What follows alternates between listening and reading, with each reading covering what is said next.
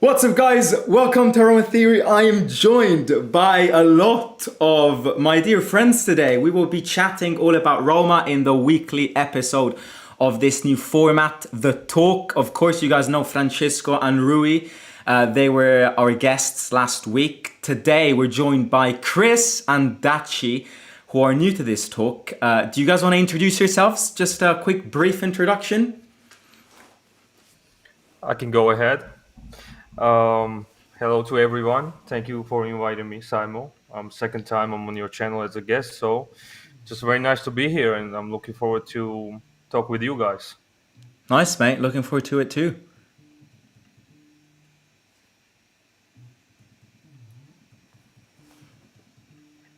All right, I guess I'll go. And so I'm Chris. I've been a moderator on Simo's channel ever since Jose came. So I've been one of the originals since Simo decided to go all in on the Roma. So, I'm from the United States and, we get very little soccer fans over here. And so it's frustrating to be a soccer fan here or football fan because nobody likes it here. So I'm very happy to be part of this community and it keeps me sane. So thanks, guys. Love it. Absolutely love it. Right, we've got a few things that I want to speak about today. Of course, Gasperini's press conference yesterday, very nice press conference. And then breaking news this morning, Massara as our new sporting director with Florent Ghisolfi getting sacked out of nowhere yesterday. Now, first of all, there's a lot of us today, so of course we'll need to break the timings of speeches and everything. I just want to say something real quick and make you guys kind of open the first debate of this talk. It was actually an investigation which I'm very proud I carried out yesterday evening, and I compared the Atalanta team and the Roma team from 2016, which is the date Gasperini came in as new Atalanta coach. Sorry guys, Francesco's joining back. Let me do this real quick. Okay, he's back. What I was saying... Wi-Fi.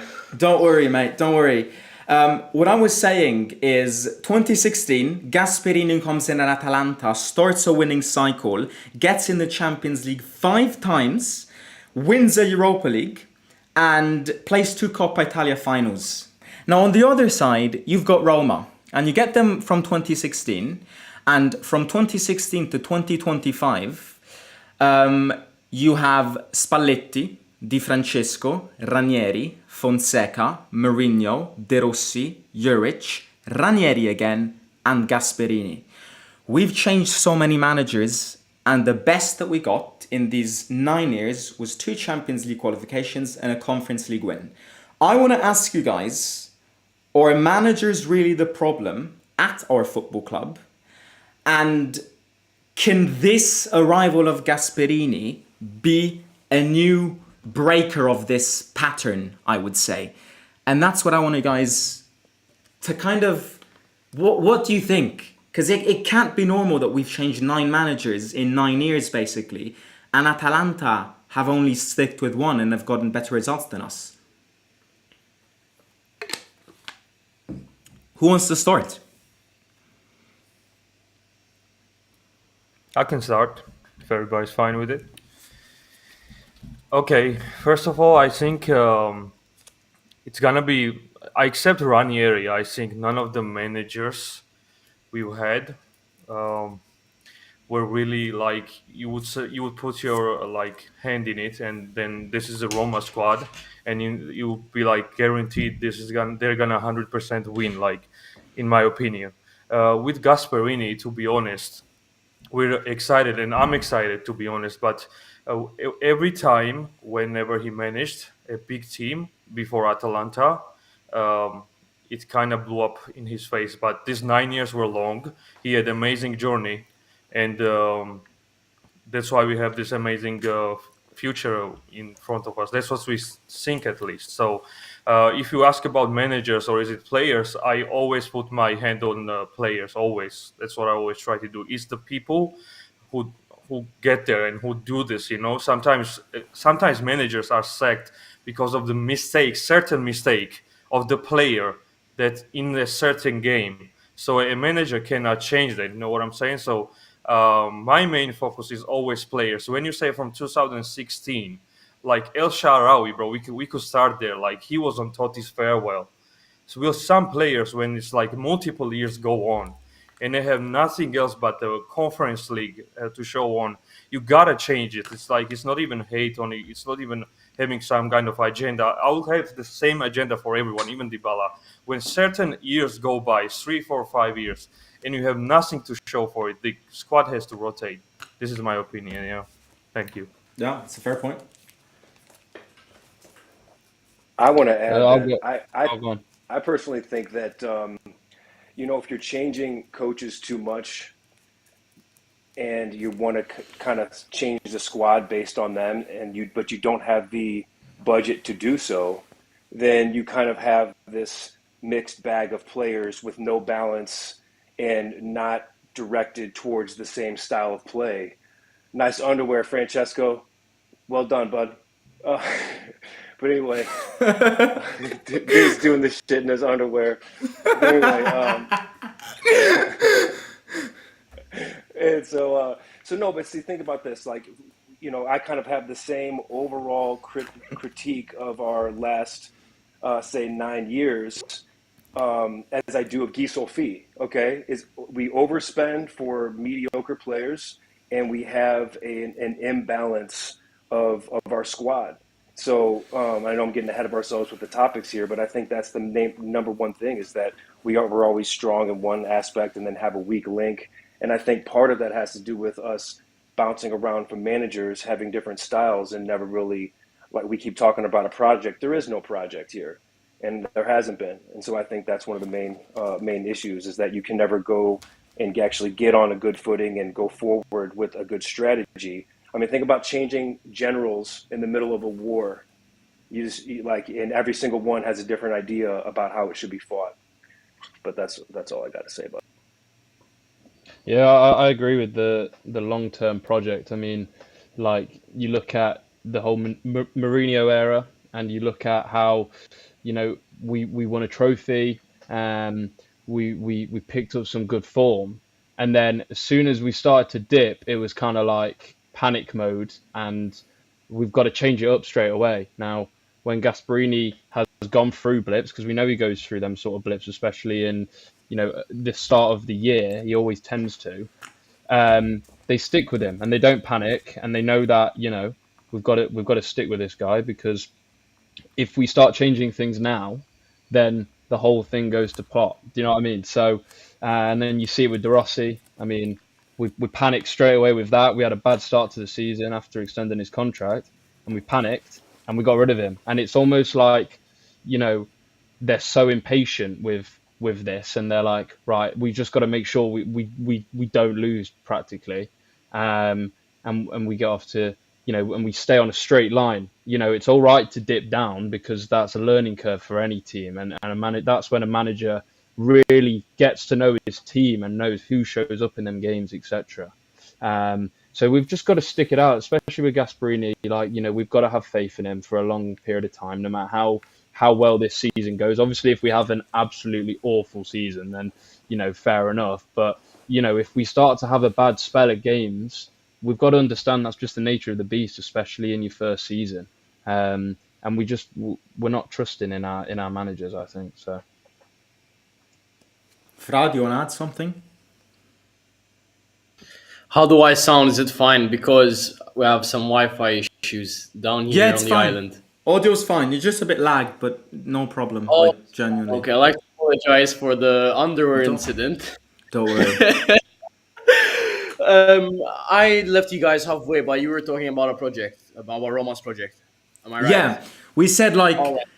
yeah, like this conception. I would say also this problem that we tend to problematize, but it kind of only happens at our football club. The fact that we change managers so much, and we change managers, but do we actually need to change managers? Because we change managers, but we can't seem to win much either way. So, on the other hand, we now appointed a manager which is coming from an experience which has lasted almost a decade. So what are your thoughts on that?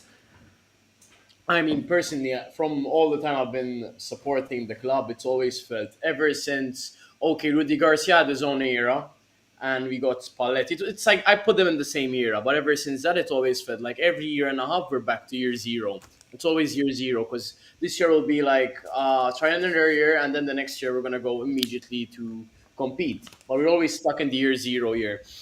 I think it's partly because we don't choose our coach correctly. I mean, we did choose Mourinho, but then when we had Mourinho, we had no società, no competent people around him. So I think the first proper block, brick, whatever you want to call it, was putting Ranieri. So this time there's like a better feeling of a project, like especially with Massara as well. I'm more confident now that we do have a project because it's not just the coach. You need a coach, okay, yes, who has footballing ideas and who has tangible plans for the future, but it's what's around him. And we never had a Società. I Yeah, forgot the last time we had competent people in the board. So I'm bullish, honestly. nice. I And mean, I'd just like to add to that yeah, that yeah. it does feel quite exciting in terms of that there is a project brewing now. There's the talks of the stadium.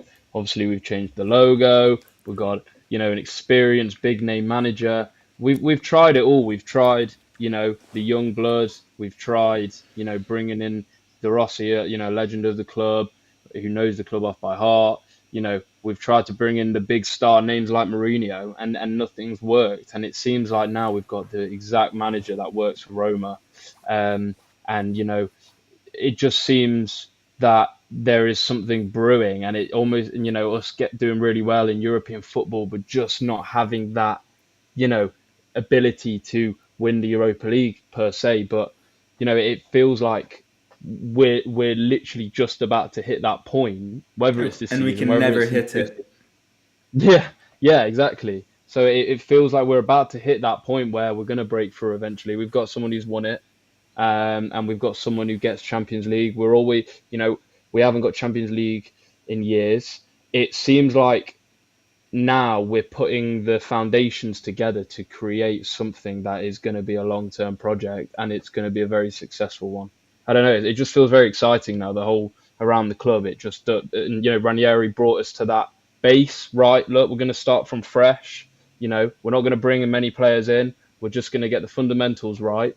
We're going to get the excitement right back in the club where everyone's excited and we've gone on this massive winning streak, etc. Now we're back to the basis. Now we can go back up and let's start building, because it was very messy before. As manager in, right? Okay, let's try and sign someone. All right, let's bring in Dybala. Let's bring in a top goal scorer in La Liga. Let's do whatever we can, and it was all very messy. And now it seems a lot more structured, and we're gonna clear out a lot of players. We're gonna bring a lot of new players in. We're changing the backroom staff, everything like that. Correct me if I'm wrong, but it does seem quite exciting. Yeah, I agree. And I think for the first time in a while, we are being run by competent people. And I think that is something that we have lacked so much. And it's probably been one of the number one problems over the course of our last 5 years, I would say. I think, can we officially say that we've removed the cancer from Trigoria? 8 months ago, we had Lina Soluku and Florent Ghisolfi leading our board. 8 months later, with the arrival of Claudio Ranieri, we've managed to remove the cancer of Trigoria. Lina, of course, resigned / sacked, and Ghisolfi leaving yesterday. I mean, the trouble that they caused. There's another question. How do you rate That, Ghisolfi's job from 1 to 10?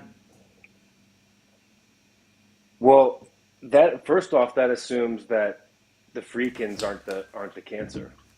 Oh well, So I yeah, mean, yeah, of well, course, of you course, got to of remember, course, the Freakins appointed Lena. They're of the ones course. who saw competence in an incompetent person, and so right off the bat, we can't even make that assumption because I still personally think that the Freakins are the problem here. I'm not convinced that they even want to build a project, and I'm not convinced that they are just turning this into a farming team where they try to get the best profit margin out of their players. Building up the players. I mean, I still have, talking about the excitement.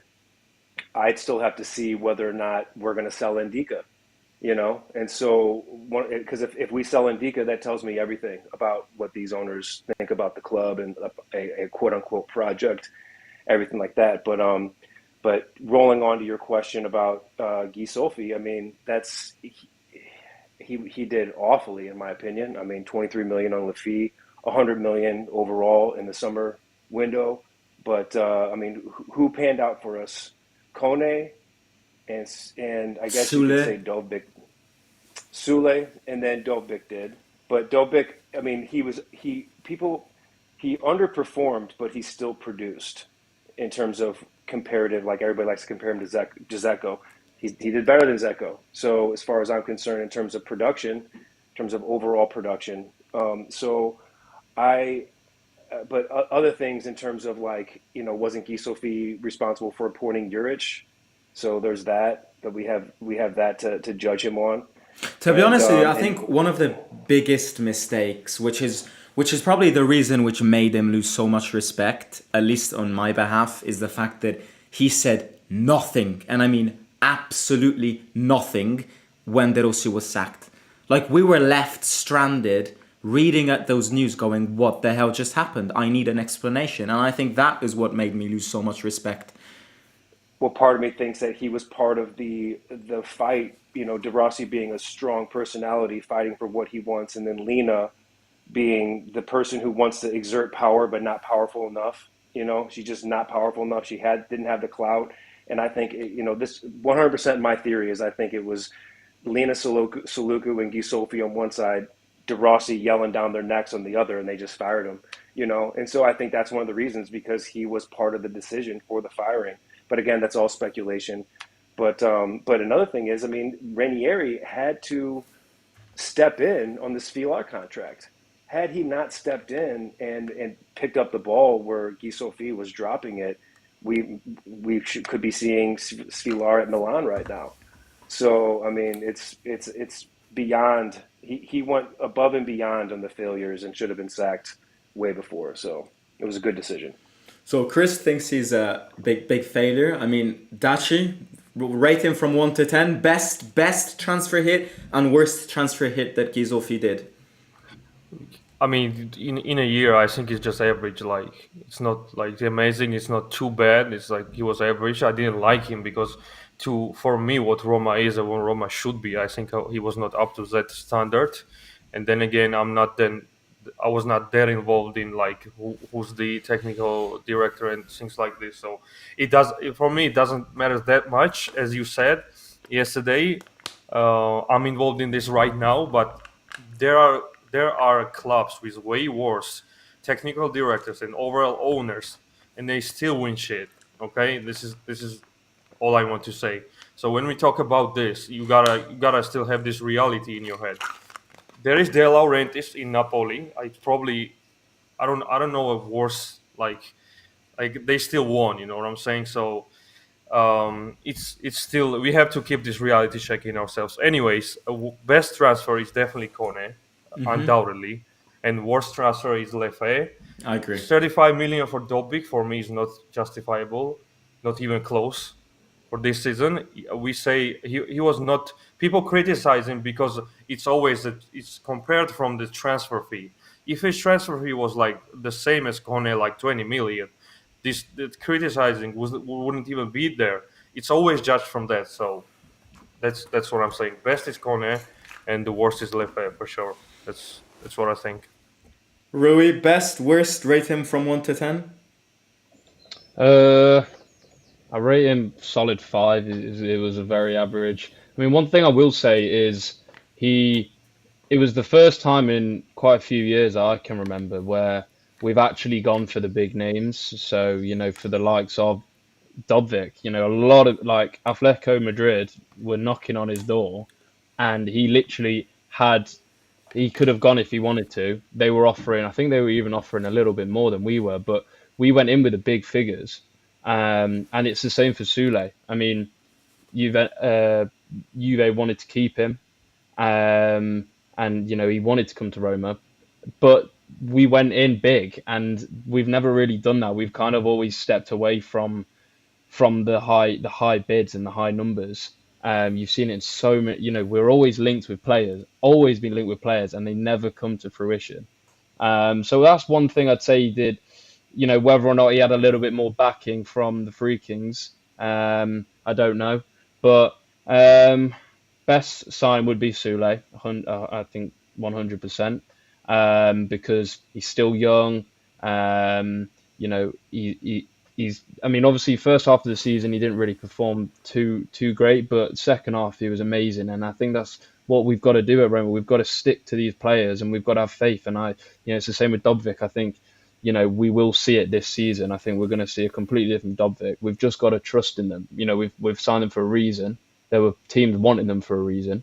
And then worst signing, I mean, I'm just going to say like Saladin. I mean, I think that was like, it was such a random signing. I I don't know completely forget that he's in our team. Like, he's That's what I probably mean. the player that I'm like, I've never seen him play.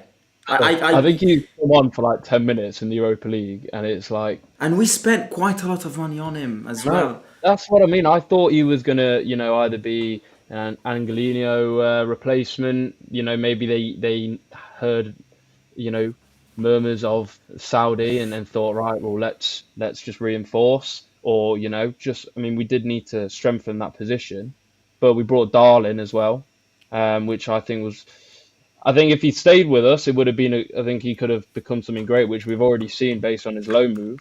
But that was a good bit of business. We made a bit of money on that. So yeah, look, I think he did all right, but there was it kind of seemed like he kind of went all out on the big names, and then kind of went, right, well, we kind of need to strengthen these positions. You saw it with, I mean, I know Shromadov did fantastic this season, but the fact that we didn't really have a strong choice second striker said it all, really, that he did just kind of splash out on Dobvik and didn't really have a backup plan, and was kind of like, well, he'll do amazing, so we'll never have to really sub him off, etc.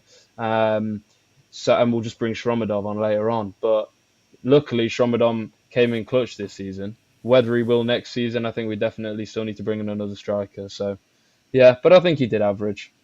Fra, 1 to 10, best, worst? I think I'll give him a 3. Now, let's be You're honest. fully right, in my opinion. It's just... Completely honest, because some things overshadowed other things. So we played the same 8 players. Let's say Angelino, even Celik. Now we know how we stand with Celik. If they got injured, and if Dovbig got injured, who the fuck are we gonna play? Like, because they played like 38 games. So this man did not bring any replacements, because we were already in the mud. Imagine we were doing half decent, and all of a sudden Angelino got played. Who are we gonna play? Or Celik? Even Celik, we had issues when he got injured. So this guy did not bring in options for us to rotate the team, and then he spent 25 million on left. I'm not gonna say that he did wrong to spend 25 million on Leffe, because we can't judge that signing completely, because he left at the time where Roma were without momentum. Could he have been decent? I don't know. But if you have 25 million to spend on Leffe, you would have had 20 million to spend on Bellanova, and you would have gotten a decent That's replacement. it. That's what I was going to say. Good point. I'm Yeah, sorry to cut Bellanova. in, but Bellanova, when he worked us, when we played Torino, that was it. Okay, I'm going to... Wait, what did he say? I completely missed it. I missed the by point. the way, we got... What point? What did Chris just say? I don't know. I said that he just nailed it. He just nailed it. When he spent 25 or 23 on Lefebvre and not 25 on Bellanova, after Bellanova ran all over us, playing Torino, every single one of their attacks, Bellanova was up and down that right side, owning our entire defense. That should have been the trick to our entire sporting directors. Plus, we needed a right back the entire time. Yeah. Number one position we needed. So you just nailed it, Francesco. I'm sorry for cutting. No, don't worry. Thank you. Having said that, my worst signing is Saul Abdul Hamid. Yeah, that's the other one I was thinking about, to be honest.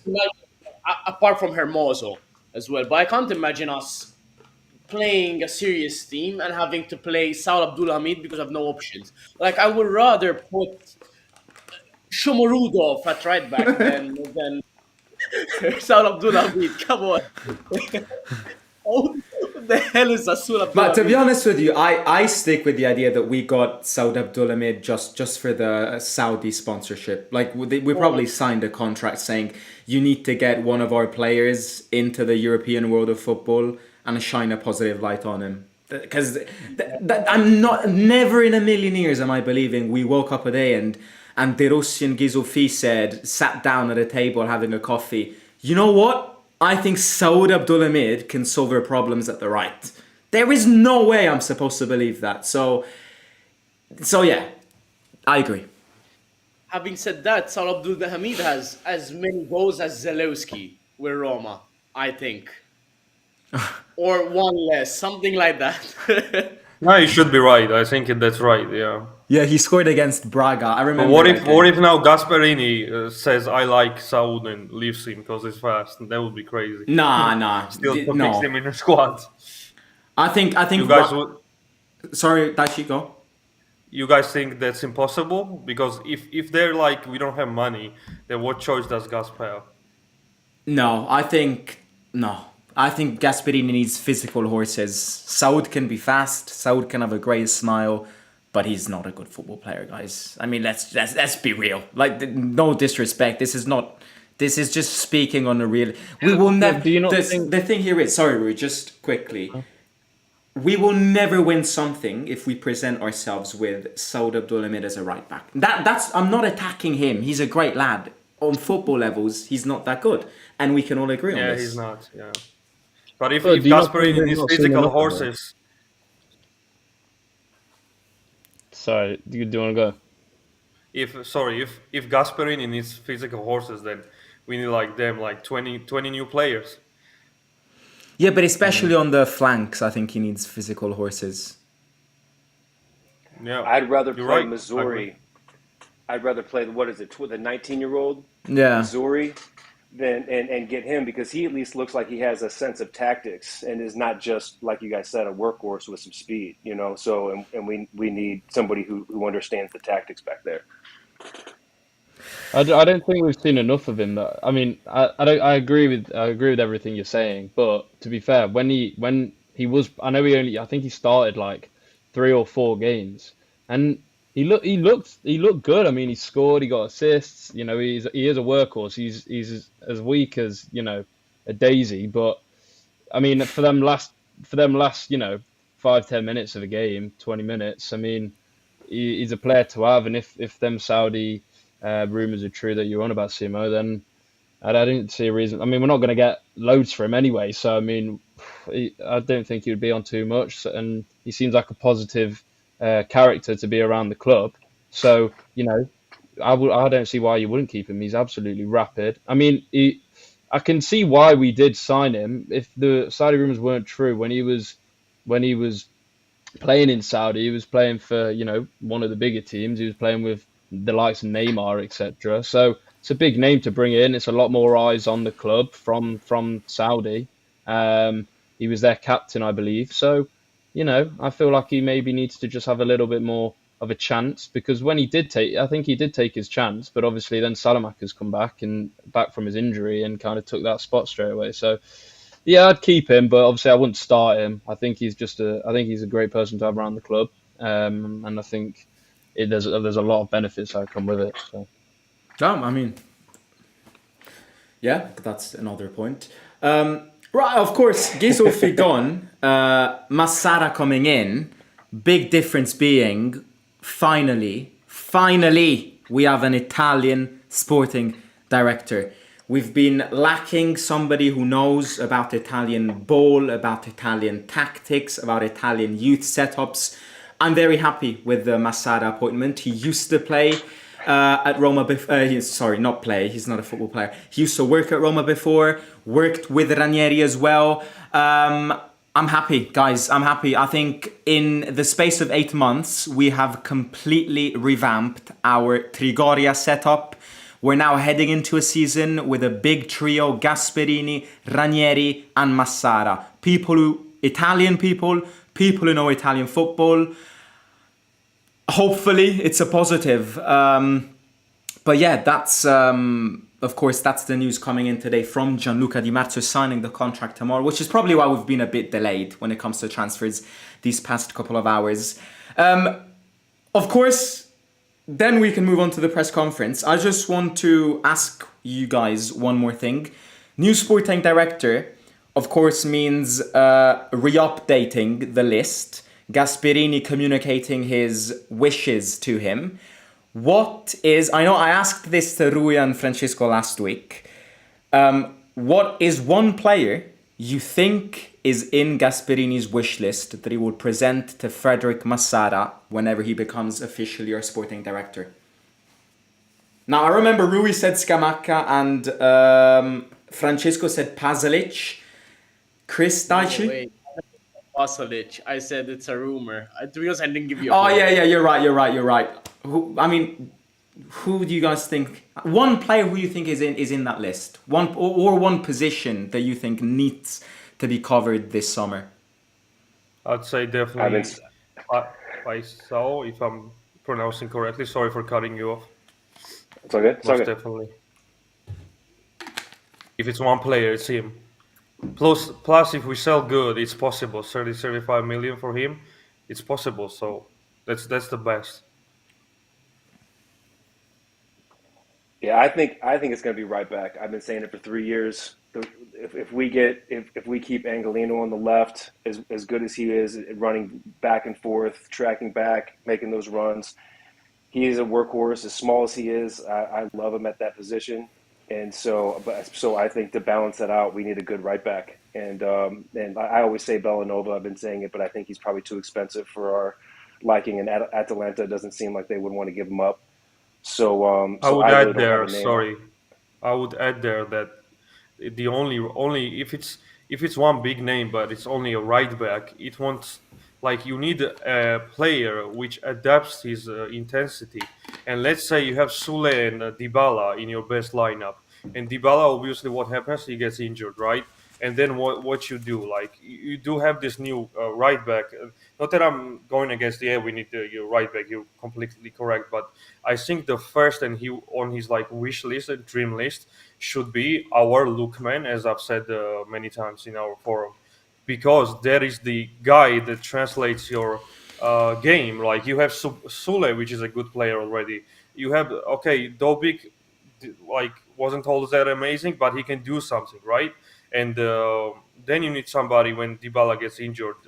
Even I mean challenges for his starting spot, not only changes him. So I think for that one player is definitely Paisao. I mean he seems he seems I great, agree. fast. I want him to. We need players with explosive skills. This is all I wanted to say. Sorry to extend my talk, but please, can we get some explosive players, bro? All this like people move like fridges.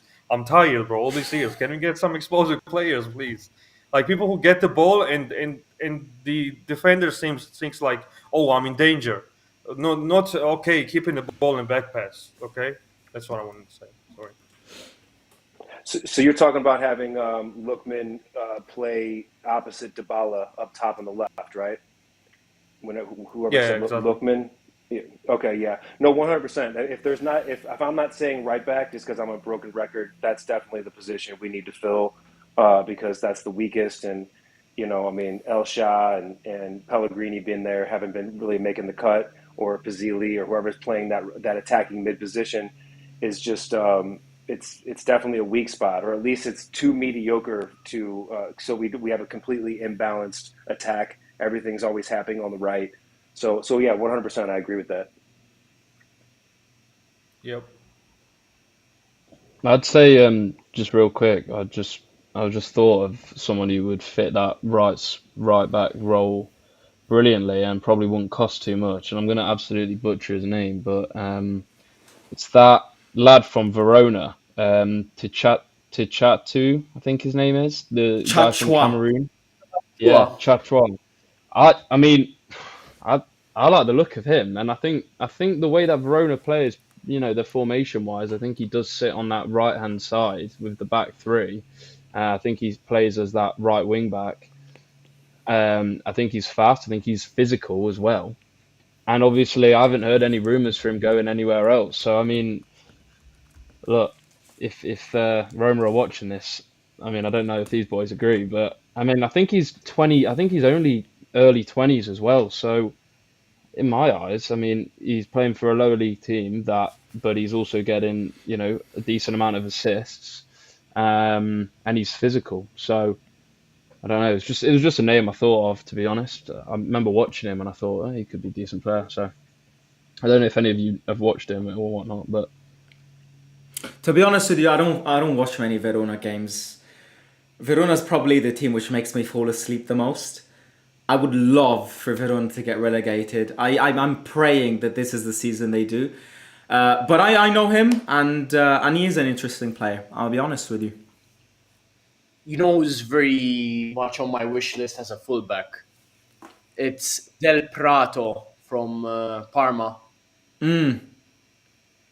Very, very, very good signing if we do get him. And he's captaining Parma. I think he's 23. He's not that old. I'll check right now. He gets goals, assists. I mean, Parma are a fast team who like to use their flanks. So I think 25. it will be for Gasperini. He's very durable. Also, another right back, which isn't bad, is Zortea from Cagliari. He isn't a bad name. So that's another player that we could potentially put our eyes on. Of course, press conference. Big day yesterday. Gasperini's introductory press conference. I think the most interesting thing that he said yesterday is he got asked he got asked something about objectives. Now, asking you guys, what would you be happy with at the end of his first 12 months? What would you go and player season, considering it's his first season with financial limitations, new manager, needs time, patience, and all of that. In 1 year's time, 18th of June 2026, looking back at the season, what would you say we've had a good season? Top four in a Europa League final. Bosh. That's I it. agree. Can I it's all just about change managing your something? Can I expectations. just change something from that? Europa League fucking trophy. Yeah, I- no, I get it. I'm just, like I said, managing expectations. We get the bad luck of the draw when it comes to refs and everything. I'd just be happy to reach a final. Obviously, it'd be devastating to reach it and lose again, but I'd rather reach it than go to the semifinal and lose. So it's one of those things where that's where I'm doing it, and then trophy next year. Like I said, it's all about managing expectations. Don't make me tap the sign every time. So that's it. Dachi? Either top four Europa League. Just get me Champions League, please, at any cost. Either one of those. But we've seen this going into the business end of the season, and then relying on going top four and the final at the same time is very risky game. So let's see. I just want Champions League. I think this team to advance, we need Champions League money. We need Champions League. Like, this is it. I think first season is expectation is top four. Even if fifth gets UCL, even fifth is fine. Just UCL is a must for me. Yeah. He said that. He said it's the maximum objective this season. Rui and Fra? Yeah, I agree. Top four. I'd rather we had a successful league campaign than we do European, if I had to choose one or the other. But obviously, like I say, I wouldn't expect him to win the Europa League final in his first year. But like I say, getting far in it, but then obviously that has its negatives in terms of fatigue, etc. If we are trying to achieve that top four spot. Um, so, but I think we're going to win the Scudetto. So, Can I add no, something, please? yeah, go. Um, I think when Gasperini says that, I think on yesterday's press conference, it was pretty interesting, but nothing out of the box was said. But when Gasperini said, "No, we're not gonna do this anything," there's no way in my mind that I think that he's thinking the same. I think with him it's like I've come to like I'm hungry as hell. I want to win everything. In his head, that's he's just trying to be humble, so he doesn't put the pressure on the players. He knows he can handle the pressure, but at the same time, like I think it was like almost 2 years ago. Me and Simon had a podcast. He was doing with his one-on-one guests, Oh yeah. and the subject was are Roma gonna win the Europa League? We had the same talk then that time, and I said if this is our mercato, if that's it, and it was like mid-August or something, there's no way. And the same goes here. I think in his mind he wants to win the Europa League. We all want to win Europa League. If Roma is your life, this final loss is like a real life trauma for you. So it's like this trophy, yeah, right now holds a very very big value. So there's no way in Gasperini he's actually humble and oh no, there's no way we're gonna do this. When he made this step, when he rejected Juventus for this, he's hungry as hell. I'm pretty sure. But the mercato has to speak for Yeah. this because we will go when you go in the business end and the January is long gone and you're in like April, let's say, and it gets scary. You need the players who you can depend on. It's just simple like this. So come out on the stadium and play with heart. This is all I ask for. Yeah. Play great football. Like put your heart in. This is why I love the Ranieri. This is why I wanted Ranieri to stay in the first place because of before rumors. Because he was like, even if we lose, it doesn't matter. Like sweat. Like this is what you do in real life as any human if you want something. And this is like that's why it's so great. So this is what I'm gonna say.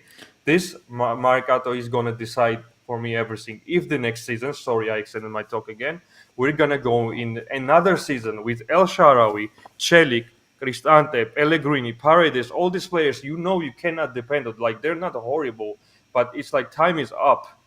Okay, it's gonna be the same story. So I'm gonna say.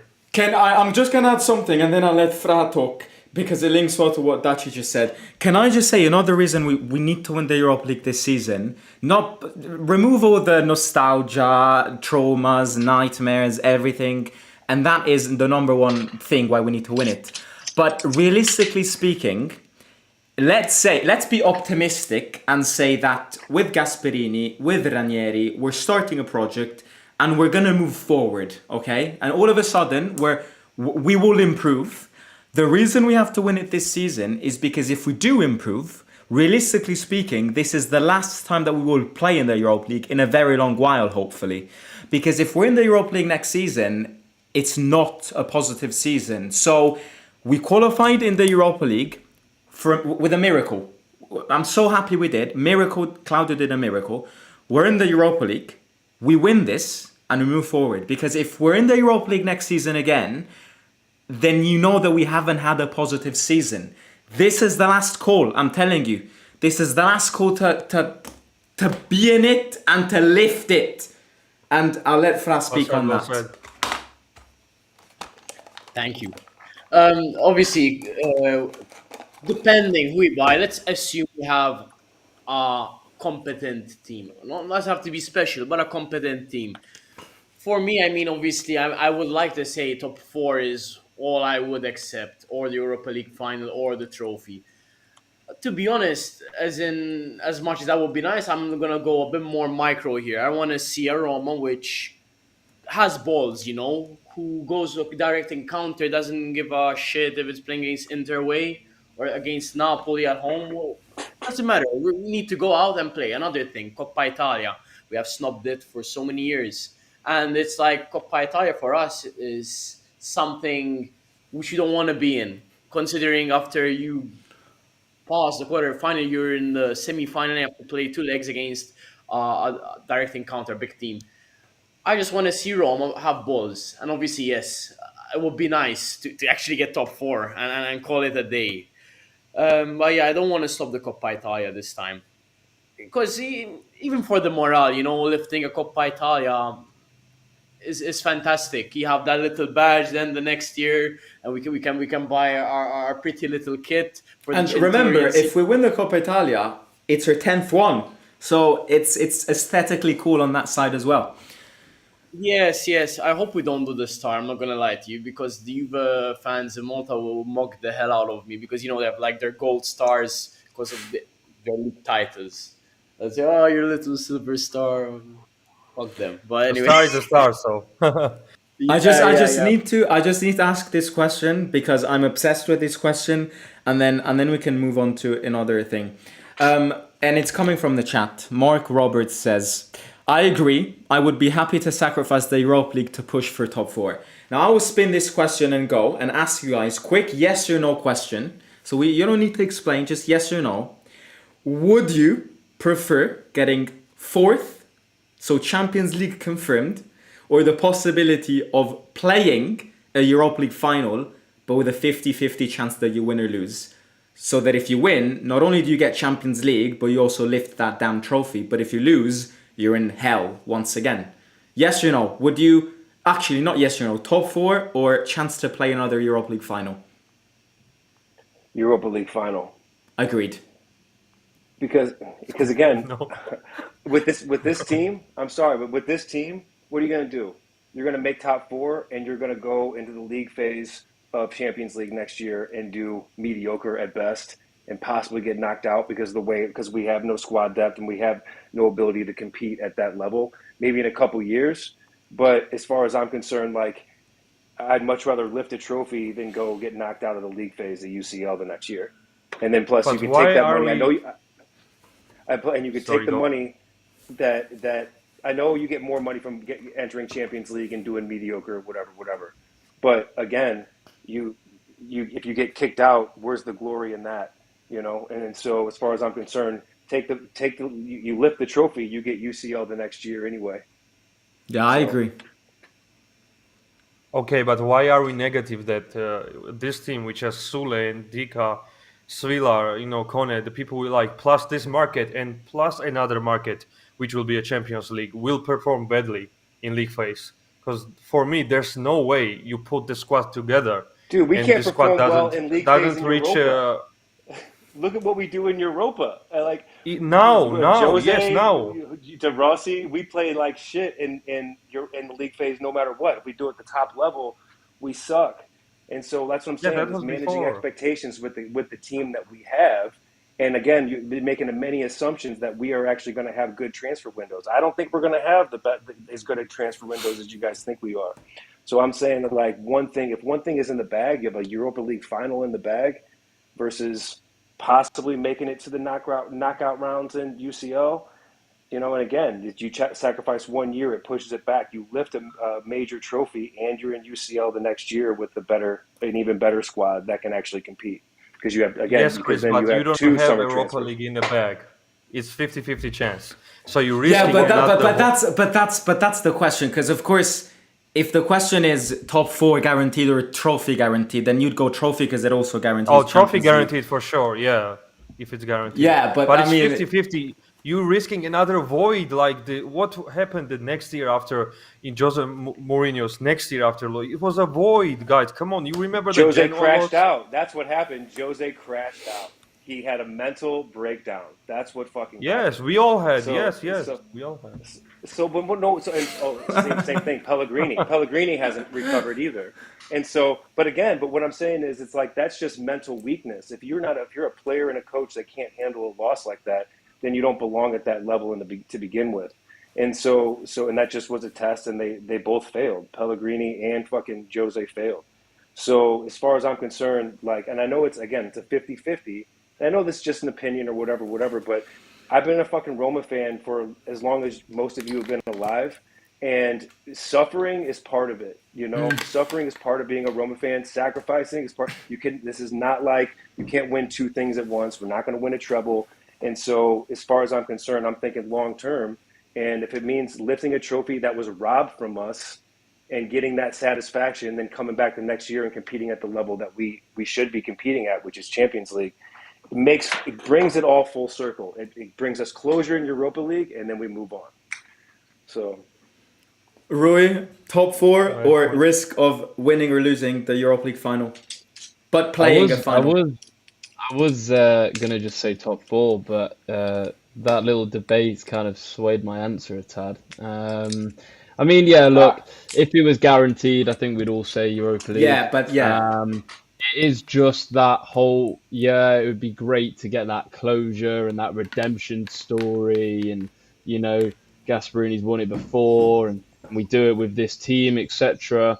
And I agree with the point that I don't know if we are going to have a fantastic transfer window.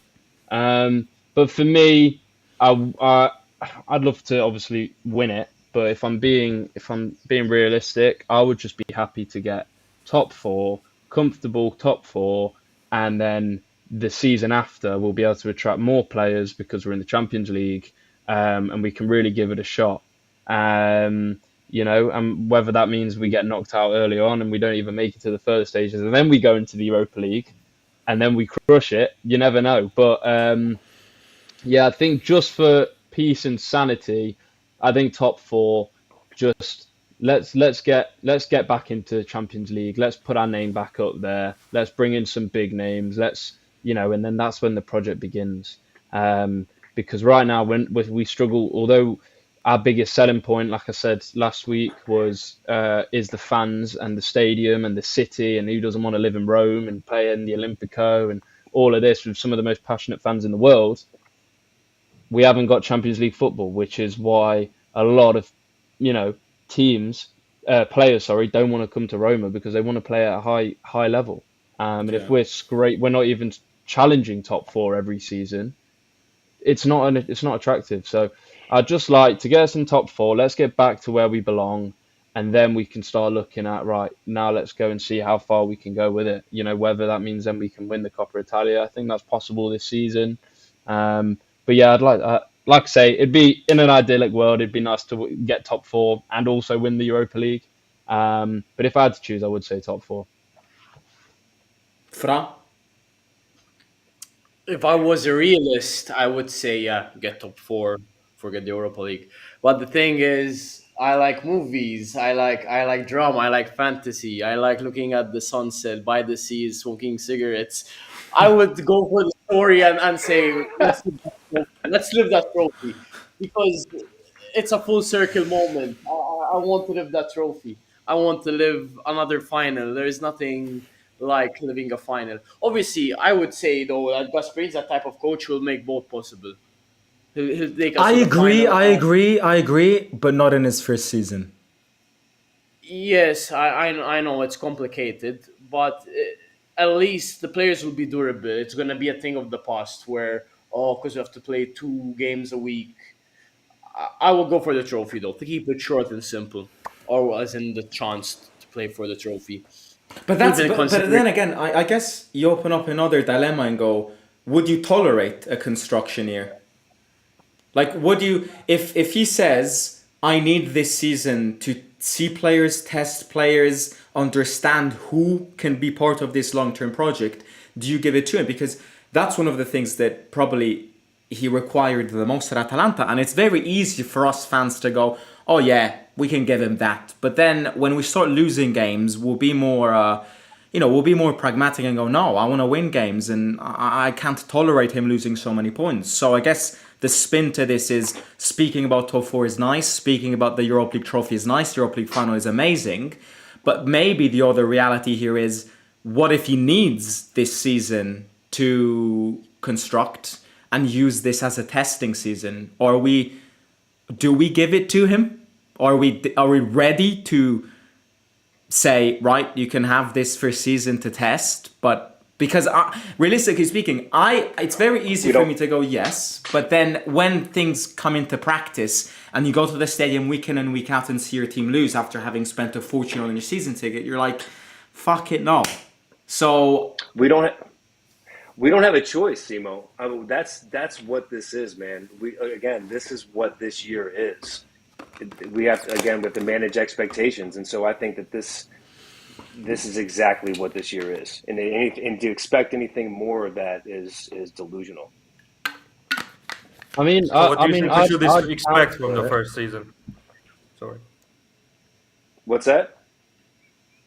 What do you think we should expect from first season? Like, since it's like testing. Like I said, one of the things that we were just discussing, either going far in the Europa League or top four, choosing one or the other, and making a commitment, and anything more than that is a bonus and a luxury. So he needs to, whatever it is, however we perform in each competition, however start out with, at one point in the season, if we need to make sacrifices, obviously in a perfect world we can get both, but if we need to make sacrifices, going all in on the thing and sacrificing what we need to, and not straddling it to the end and then realizing we get neither. So that's what I think is that Yeah. one or the other, one small thing, and not asking for too much. Yeah. Okay. Fair enough. I mean, I'd counter it and I'd say, I mean, I completely agree, and I think, yeah, like we don't really have a choice because it is the start of a project, and I'm 100% one for patience with a manager and players and give them time, etc. Find your bearings, work out who you need. However, it we've brought a manager in who knows the league like the back of his hand. He's, I'm sure he's studied Roma multiple times. He's coming to a Roma who are on the high from a very positive second half to the season, and like I say, back at that balance.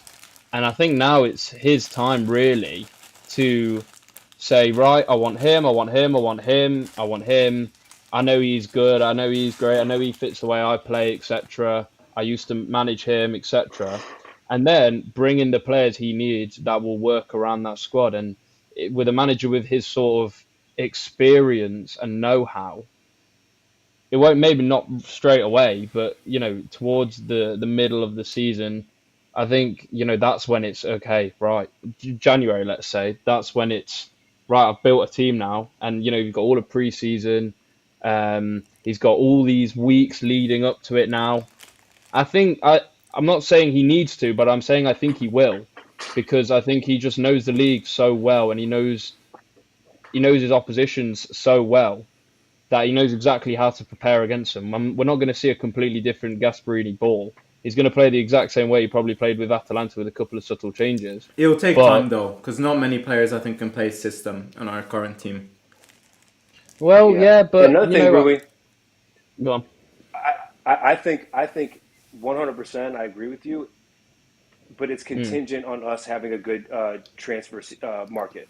Yeah, Because if we 100%. don't balance out some of the weaknesses, Yeah. and obviously I know, Simo, we're going to talk about Pellegrini and some of the people that need to be offloaded or whatever, but a lot of that stuff rides on that. I don't think we're going to be able to offload him because of his injury. And then so we're going to be stuck with him. A lot of it's going to depend on whether or not he rises to the occasion and he's not a complete ghost again, Yeah.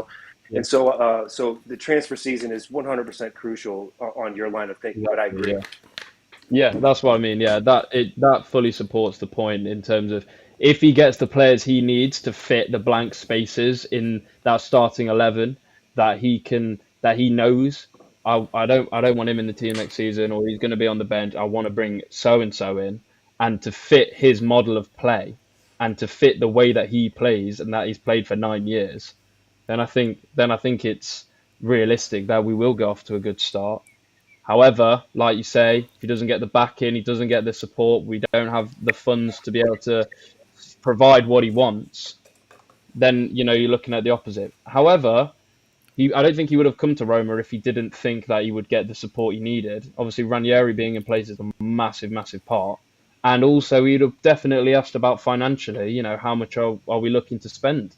And that budget that we've set ourselves for players we need to sell will definitely be based on Gasperini's, requests, and saying, right, well, if we want to spend this amount that he needs to spend, that he's told us he wants, then we've got to get rid of this many players, etc. So I think it's all lined up. What is the allocated budget for this summer? I mean, Simo will know better than I do, but I read something it was like 30 million, right? Or was it I 50? reckon, I reckon you have a base of 30 million, add about Yeah. 20 million from the Europa League, that's 50 million, and then anything else comes from the players you sell. And that is where I want to bring this final chat about and go, guys, the reality is very simple. It's the 18th of June. By the 30th of June, AS Roma Football Club needs to make a 30 million capital gain for the financial fair play. So let's face it. Let's face it. How do we make that You think 30 they million can? capital gain? How? We have to sacrifice somebody. We cannot make a capital gain of 30 million by the 30th of June if you don't sacrifice a player. Because remember, it's not making 30 million, you know, you sell him for 5, sell him for 25, you make 30 million. It must be a 30 million capital gain. And so many players not only have lost value coming to us, but you can't sell them for more than you bought them for. So this is where I want to knock on the door and go, Evan and Dika, in my opinion, could be sacrificed. And if it's not Ndika, it's somebody else. Which is why I said selling Angelino, realistically speaking, would not have been that bad. Because I'd rather sell Angelino than Ndika. I know that this is controversial. Maybe you for prefer sure, Angelino, but I'd have preferred selling him, and it feels like that deal is collapsed. So, I mean, my question to you guys here is, how do you make that 30 million capital gain? You don't have infinite time. You've got about 10 days to make that. How do you do that? Who do you sell? Apparently, Tottenham are on the lookout for Pizzilli. And I have a feeling Tottenham are that type of team to spend 25, 27 million on Pizzilli. Mind you, if we sell Pizzilli for 25, 27 million, that is full on capital gain. Is he worth that much? No, he's not. Will they pay that much? I don't know. But I mean, actually, Vincent in the chat said, does the DAL money count towards the 30 million? And I think it does. And you actually have a good point. So we actually made a good capital gain on that. does money, and also we sold Leffe, but there was no capital gain on Leffe. No. I mean, if those money counts and we can sell Angelino and be completely fine, but would you risk selling Pizzilli, for example, all of you? Because I would. no, because Rui Wood. Look at him. You guys saw his goal in Italy yesterday. Sorry? I was gonna speak. guys- Sorry, I was gonna let Rui speak. Oh, okay. Yeah, I'd get rid of. I would sell him. I think he's at his depth. I mean, the idyllic world would be to loan Pizzilli out, but because I don't think he's made. I love his passion. I think he's a Roma boy. I think his passion's amazing, but he's so inconsistent. And I know that's a lot coming from someone who supports Pellegrini, but how many shots did he miss last season where it was like crucial, like Pellegrini would have scored them kind of goals, but As he many missed as a lot of Baldanzi. crucial chances.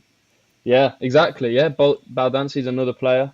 But yeah, I'd get rid of Pizzilli. I mean, another one. I mean, I know I do support Cristante, and I'm wearing Cristante's shirt right now, but he's someone I wouldn't be too upset if we were to sacrifice him. I don't think, to be honest, I don't think Gasperini will want Cristante to leave. I think Cristante No. is one of the players that Gasperini actually wants. Yeah, Especially he Paredes plays a is on very his way similar out. role to the sort of players he's gone. Yeah, Paredes. I mean, I've Oh, written yeah. a list. I've gone Angelino, Cristante, Galini's gonna go, and to be honest, Shromadov. I think the season he's had, he's probably increased his value a little Yeah, bit. So you I have a good mean, point.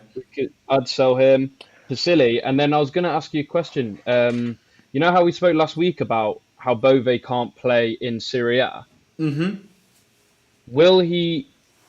Can he legally play in other countries? As in, would we be able to sell him to you know. Yeah.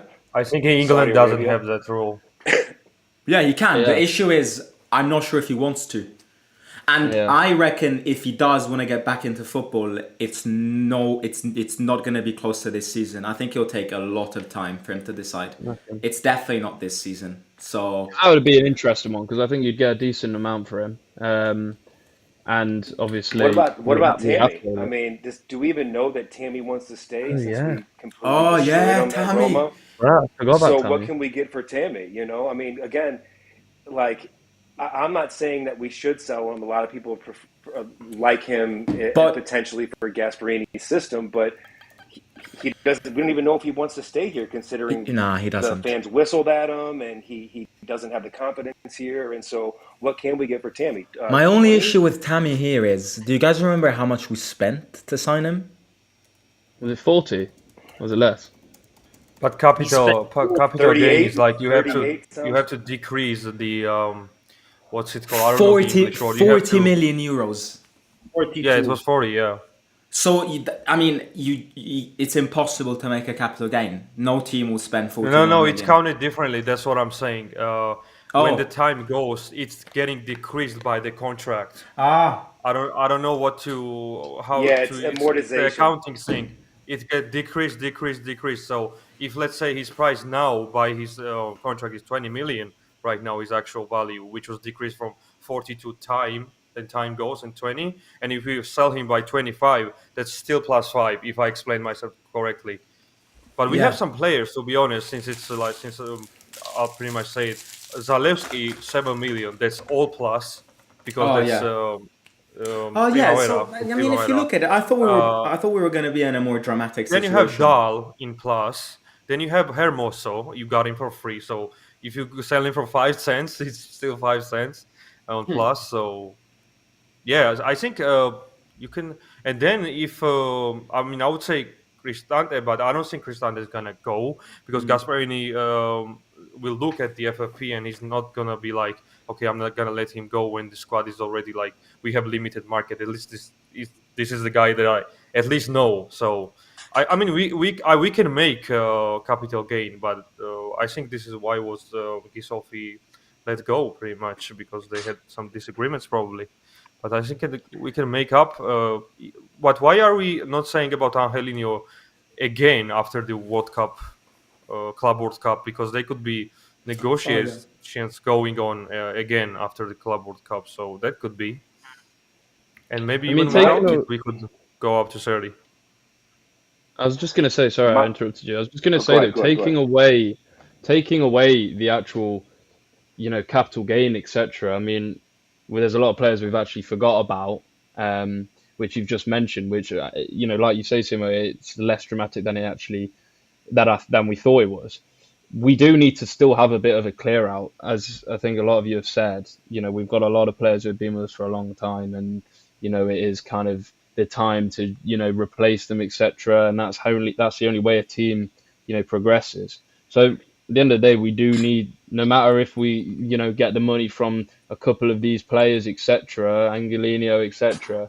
We still do need to get rid of some players who are kind of just sitting there on the bench, and you know what I mean, so we can be able to make the space for new players to come in, etc.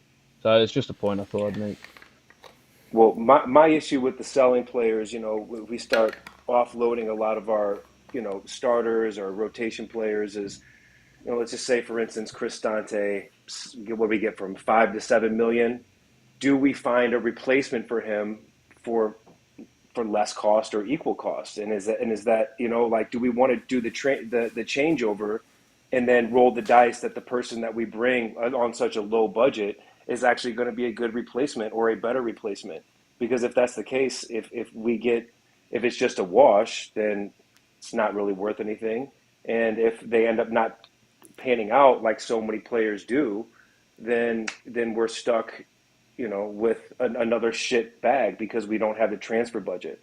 So as far as I'm concerned, without the budget, like I'd actually much rather keep some of these players that everybody's talking about selling than to roll the dice and kind of buy another Rasmus Christensen you know, where we try to find somebody at a low budget who performs well in their farmers league, and they come here and they're absolute shit.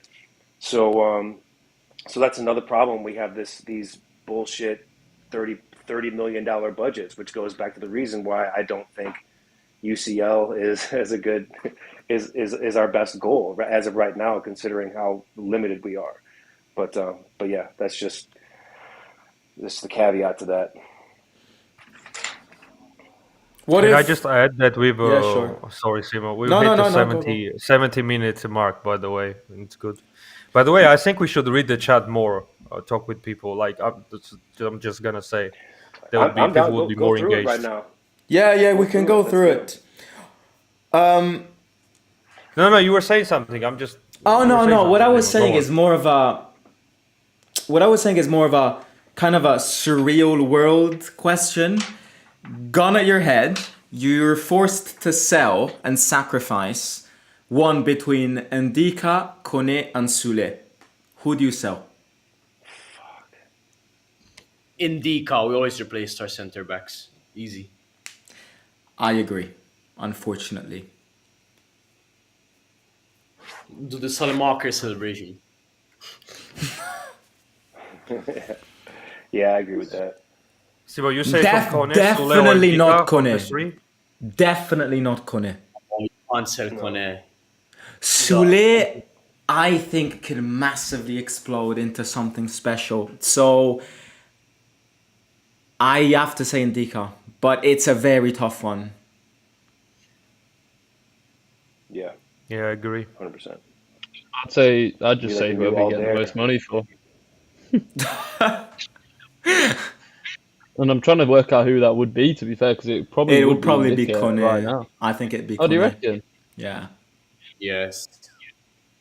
Yeah, but Ndika's proved himself, over how many years at multiple clubs and for his country, whereas Kone's still on the up and coming. Do you know what I mean? But we don't have the depth at center back, and we do at midfield. True. However you rate the midfield, but are we going to be able to sell Ndika and get some? Because then we're stuck with Kumbula and who else back there? It's Celik, who's not really a center back, but it was converted to a center back, right center back. So it's kind of one of those things where it's like we do have the depth in midfield, especially in Kone's position, but we don't in center back. Yeah. So To and be- yeah. especially because if we sold Kone before Paredes left, then we could potentially hold on to him and have two people in that position. But we can't lose both Paredes and another defensive mid. I mean, before we dig the chat, last question, and then if you guys have questions, because we've been chatting for a long time, what's your stance on Paredes? Because I love him. I think he's an unbelievable player. But I ain't gonna lie, if you want to go, just go. He's speaking about Boca Junior every single day. And he's pissing me off, and he keeps trying to convince Dybala to come to leave with us. Get the fuck out of here. Get out of here. Get out of my club. I'm sorry. I think he's a very nice. I mean, I think he's world class, but I don't think he fits Gasperini ball. And if he wants Boca Junior this much, then just go, mate. Yeah. Just go. He's got 1 foot out the door. Just go. Yeah, I agree. Right. I mean, you guys want to get the chat and we can read some comments. Yeah. One thing I'll just say on Paredes is one thing I love about Paredes is how easy he pisses players off, and and his aggression, but he does it in such he's played the game for so long. He knows exactly what to do. He doesn't make any stupid decisions. He loves to just get in their head. So I think if he was to go, we do need to bring someone in like that. Like Mancini is the same, Dybala's the same, but in that midfield, he's the only one who really seems like the kind of player that you don't want to stand marking kind of thing. Do you know what I mean? Or put a tackle in. 100%. But if he wants to leave, I don't want him here. So that's the. I'm just saying, if he does go, we. Foot fire. So would you guys much. not sell him even if he was even if he was neutral? Because everybody's entitled to his opinion, but for me, for like Paredes is not a good player, bro. Like if he No, wants to I get disagree. Champions, I disagree. yeah, everybody's entitled to their opinion, No, but no, absolutely, like absolutely, absolutely. when But I when disagree. people talk about Paredes, and even now it's fine, it's argument. It's always like not about playing the football. Oh, he can get players, out of their physical or something and get aggressive, but he's getting paid. Let's say this first of all. He's getting paid to play football, and I don't think he's technical enough. I don't think he's fast enough. Like I don't. To me, he's not world class, and we have him, and we gave him keys multiple times in our midfield, and there was no results. So Paredes has to go for me. It's time to go. Yeah, I can't disagree with that. Technical, not technical enough, I wouldn't say, but I mean, he's suited for a certain type of football. But if we're gonna be with Gasperini and he's not gonna run, then what's the point? I mean, when we were inconsistent, Paredes disappeared, always disappeared. When we were Yeah. good, Paredes was very good as well. But for me, he can't leave. I mean, sucks to say, but I don't know why I've been reading these things that he's been wanting to go to Boca Juniors ever since he joined us. Like I've been reading Yeah. it. Yeah, it's annoying as hell. Yeah. Someone Yeah. says Salah-Eddin is decent, just not attached to the price tag. Wondering if we'll see more of him next season. I think he does well technically, but doesn't have the same aggression as Angelino. And somebody says the worst signing is Mats Hummels. He single-handedly tanked our European efforts. Yeah, I mean, read you it have a previously, point. but Yeah, we're but he talking didn't from give him now. We're talking from consistency. now. I know When we're you can going off take a bit, Hummels. but I don't think he gave Hummels the consistency. I know obviously that mistake is unforgivable, but he didn't give him the consistency every game. He was playing in one every 4 games, and I know he was coming towards the end of his career, but it's like, this is his last dance, and we know what he's capable of. He was in contention for the Ballon d'Or the season before, and instead we've got Celik starting. I mean, to Yeah, me, somebody says, that what about Chilik? Surely everyone wants to get rid of him. I want him absolutely gone. Since the day I met him, I've never met him, but since the day I laid eyes on him, he's Yeah. so, he's the kind of player where they're attacking, the opposition's attacking, and you're just like, Celik, please do not mess up here. You know what I mean? He's so unreliable in situations like that. But don't get me wrong, he can do a fantastic tackle or a fantastic pass. But going forward, he offers absolutely nothing when he plays on the right. And defensively, he's just a liability. He is such a liability, and he doesn't even look like a footballer. So get him gone. In my opinion, Roma needs an overhaul of most positions or better backup players. I don't believe we can win anything soon, but we got the most important things done regarding the office positions. Good point. Dude wants to sell everybody. Okay, great. Great strategy, asshole. Just give Gasperini some time, even if this season we don't get to the Champions League. I mean, this is the first big project with some huge future prospects. I will wait silent. Yeah, no, but I agree. The only issue with that is that everyone will say this now because you're like, it's the summer, beach, summer holidays. I can wait. But once the season starts and you actually lose games, then I can guarantee you that your opinion will change because you need the team to be more pragmatic also for your own sake. So I think, yes, give him time, but I don't think everyone will give him time and will kind of back up their initial willingness to give him time, Do you guys have any questions? Yeah. And then we can slowly end this. Yeah, when do you reckon we'll see our first signing? How long? After the 30th of June.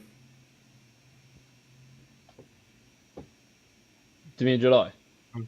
First week of July, I think. Yeah, first Yeah, week the of July. summer. Yeah. I think so. Yeah. I want us to we're get not players hearing done anything. before. Mm.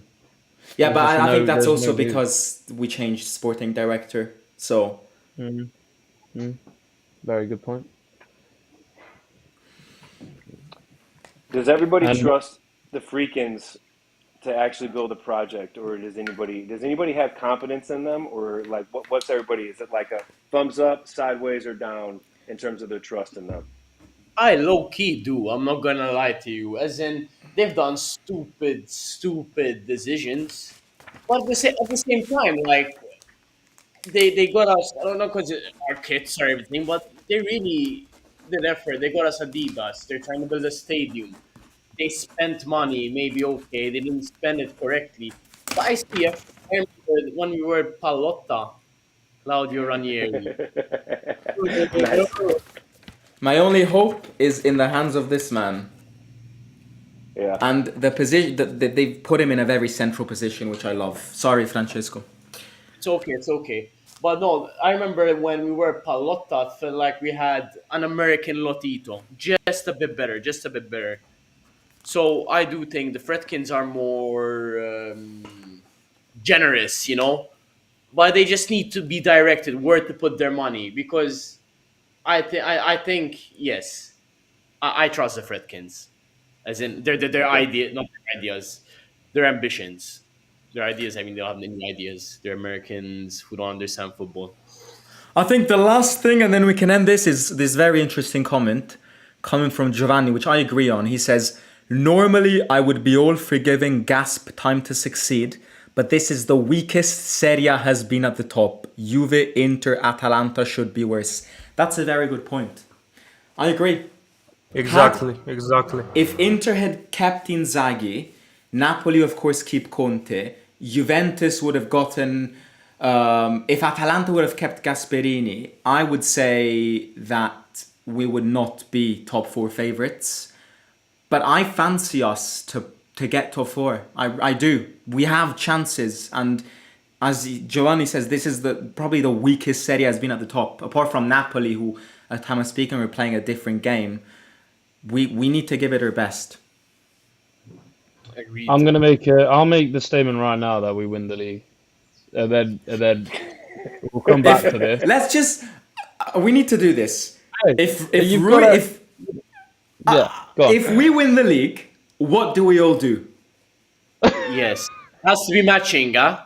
We're going on the record saying this. Because it's massive. So if we win the league, we all decide upon like a forfeit and we do it. Well, not me. I've just said we would it. No, not you. I mean me, Chris, Fra, and Daci.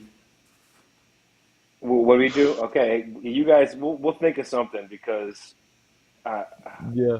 I think Well, there's how about absolutely we all no chance. go? How about we all just go on holiday and we have like maybe that's a good idea. We If win the league. we all celebrate. We all go on holiday. Deal. Yeah. Sweet. Yes. I'm up Why to do I bust make my- a big We all statement? we all meet up in Sardinia or something? Deal. And what happens if we don't, though? Then we don't. I mean, it's more likely, isn't it? That's going to be the outcome. So I don't want to say anything outrageous, but yeah. Yeah, no, I we don't just do thought I'd anything make- I just special thought that- if we lose because the expectation of loss is like 99%. So the special occasion happens when we win. Yeah, I agree. So We Well, I need think to we win, can end though. it on that one. 24 years. Sorry, 24 years. I was actually watching the Yeah. documentary of our last one yesterday, since it was the anniversary, and it's about fucking time for another one. So hey, was anybody hopefully we do. lucid and old enough in the chat to have remembered the last Scudetto? I was Anybody in the three, chat? so I was three. Yes so or no? I don't remember. I was -4. No, I was in my. I was 19. I heard him celebrate and say, "I'm gonna name my kid Francesco for Totti." That's all I remember. Really? Yeah, really. Is I it- mean, are you- I'll are say you this named- now. are you- Wait, are you named after Totti though? Really? No, I am named after Totti. Oh, I can bring great. my dad over and like. No, I believe you. I believe you 100%. That's great. I If was in we Rome win the when league, they last if we won. win the league, Oh shit! Antonio Curtis was in Rome when they won it. Damn. I'm jealous. I'm jealous, bro. Anyway, go ahead. if we win the Same league, team. I will name my child in the near future, no, long future I meant, as the guy who scores the winning goal in our league campaign. So if it's Dovbik, it's Artem. Or I if think you it's just got to do. I think you just Paolo. got to do player of the man. season. Whoever gets player of the season, that's who you got to name your kid after. Like imagine how many kids like this coming year in Naples will be called Scott. It's gonna explode. The name Scott will explode in Naples. I'm telling You you. never that's a know. shame. You That's might a end up dirty with shame.